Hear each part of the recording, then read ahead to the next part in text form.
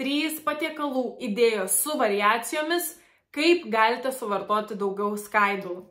Dabar jau žinote, jeigu žiūrite mano kanalą, jeigu ne, paspauskite prenumeruoti ir sužinosite tikrai daugiau, kad skaidulos yra beprotiškai svarbi medžiaga mūsų organizmui.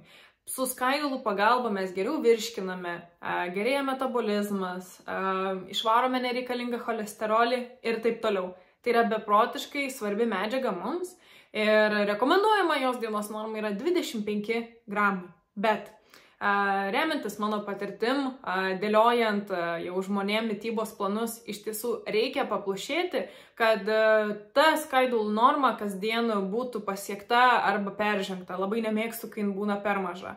Na, o žiūrint į lietuvišką virtuvę, kur visi patiekalai daugumoje aspektų yra bulvės, bulviniai patiekalai ar ne, miltiniai patiekalai, tai na, skaidulų ten daug mes nerasime. Dėl to iš tiesų kiekvienas mūsų turėtų paplušėti dėl daugiau skaidulų. Na, o kad tai būtų daryti lengviau, aš pasidalinsiu 3 idėjomis jūsų valgiams, jūsų patiekalams, kaip tai galite padaryti per daug neskaičiuodami. Tai pirmoji produkto idėja, gal patiekalo labiau idėja, užkandžio labiau idėja, yra labai paprasta, mano mamos dabar mėgstamiausia, ir tai yra čia pudingas, čia kokteilis, kaip pavadinsi, taip nepagadinsi. Tai čia atrodo štai taip. Mes jos nepardavinėjame, bet jas tikrai galite rasti parduotuvėje. Tai čia sėklą paimate ir užmerkėte su augaliniu pienu, su kefyru arba su graikišku jogurtu, kaip norite. Ir bent 4 valandas paliekate savo šaldytuve ir tada ta čia sėkla taip gražiai išpurpsta, pasidaro toks kaip pudingas. Jeigu darote pienę, reiktų įlysti šaldytuvą ir vis pamaišyti, kad gražiai susidėliotų ta čia sėkla, su jogurtu, kefyru taip nelabai būna. Ir tada ką darote? Įsidedate saldiklio, jeigu norite, aš labiausiai rekomenduoju steviją ir įsidėkite papildomai uogų. Tai gali būti šaldytos uogos, jūsų pačių šaldytos uogos, parduotuvėje pirktos šaldytos uogos, šviežios uogos gali būti, jeigu nei to neturite, tikrai rekomenduoju užsukti mūsų parduotuvę ir įsigyti uogų miltelių. Pavyzdžiui, čia turiu dabar pasidėjus svarainių ir erškėtogių miltelius, kurie irgi vien iš savęs turi labai daug skaidulų.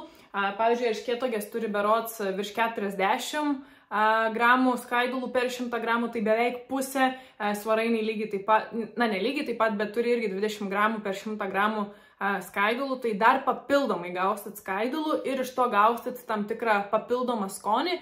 Ir čia yra puikus užkandis, ten tų čia sėklų galite įsidėti šaukštą, pusantro ir realiai, jeigu tokią pasidarysite nepilną stiklinę, šis užkandis jums bus tik kokie 200 kalorijų, priklausomai darot su jogurtu, su pienu ar kažkaip kitaip. Tai užkandis numeris 1 ir jau pasidarę tokį gaunat tikrai labai didelę skaidulų dienos normos dalį ir tikrai skanu.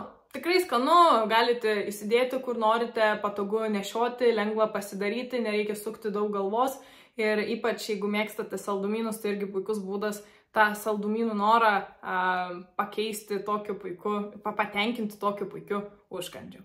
Tai čia numeris 1. Numeris 2, patiekalo idėja iš tiesų darytis ryte. Dažniausiai esame pratę košės, bet iš sėklų. Pas mus galite įsigyti sėklas tokias kaip kanapių sėklos, burnočio sėklos, burnotis va taip atrodo, toks kaip truputėlį didesnis nei aguona. Ir galite košę darytis irgi iš speltos grūdų, turi labai daug skaidulų, labai daug skaidulų. Ir realiai išsivirkite tokias košės, iš tos pačios čijos irgi galite virtis košę. Ir į tą košę prikraukite daug visko. Jeigu norite saldžios, kraukite vaisių, dėkite stevijos. Jeigu norite suresnės, dėkite įvairias daržoves, dėkite grybus, dėkite avokadus, dėkite špinatus. Galite naudoti ir net kalį ar špinatų miltelius, jeigu norite daugiau daržovių, o turėtumėte norėti. Dėkite česnaką, dėkite svogūną. Dėkite morką, nepabijokite paeksperimentuoti ir įdėti bent 5 papildomus ingredientus į jūsų košę.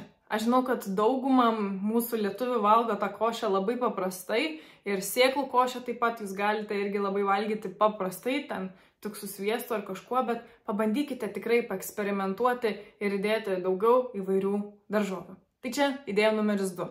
Dabar idėja numeris 3 yra labai skani, užima laiko, bet labai naudinga. Ir tai yra sėklų duona. Dabar jau ir mano šaldytuve stovi sėklų duona, kur aš paprasčiausiai sukroviau visas įmanomas sėklas, ką turiu pas save spintelėje. Tai yra sezamo sėklos, linų sėmenys. Įdėjau lygiai taip pat burnočio, kanapių sėklų, saulėgrąžų, moliūgų, ką aš čia dar dėjau, gyslotį mėgstu, ne sėklą, bet irgi daug skaidulų turintis įdedu. Ir po to prikrauti įvairių prieskonių, čia irgi dėjau, prikraunu įvairių prieskonių, prikraunu kiaušinių, jeigu turiu kažkokių ten jogurto, kefyro, augalinio pieno, irgi mėgstu įdėti ir aš viską užmaišau ir palieku. Kai gyslotis, kai čia sėkla, kai jie išpurpsta, jie suklijuoja kone visą tešlą. Aš palaikau šaldytuve taip, gal porą valandų tokią tešlą ir aš tada kepu. Duonos nesigauna tiek daug, kiek esame įpratę valgyti, nes nėra miltų, aišku, bet realiai išsikepu duoną, kurioje yra pagrinde vien tik sėklos, kiaušiniai ir keli priedai be miltų ir labai geras ir duonos pakaitalas ir tikrai užtikrina labai daug skaidulų gavimą. Na, o jeigu norite to duonos kiekio didesnio, labai rekomenduoju iš tikrųjų speltos miltus. Galite įsigyti parduotuvėje, galite įsigyti ir pas mus, ypač jeigu norite paskatinti mane kurti geresnį turinį, jo daugiau, jo dažniau. Tai tuomet gausite ir didesnį kiekį būtent visos tos duonos. Galite pilti alyvuogių aliejų ir kepti orkaitėje tol, kol iškeps. Tai vat, 3 idėjos. Tai čia pudingas, sėklų košė ryte arba speltos grūdų košė ir duona iš sėklų. Ačiū Jums labai, čia Gintarė iš Tavo sveikata. Kviečiu prenumeruoti mano YouTube kanalą ir kviečiu užsukti į Tavo sveikata LT puslapį ir tikrai pasižiūrėti, kokių gerų, puikių, dažniausiai lietuviškų produktų turime. Visą gerą.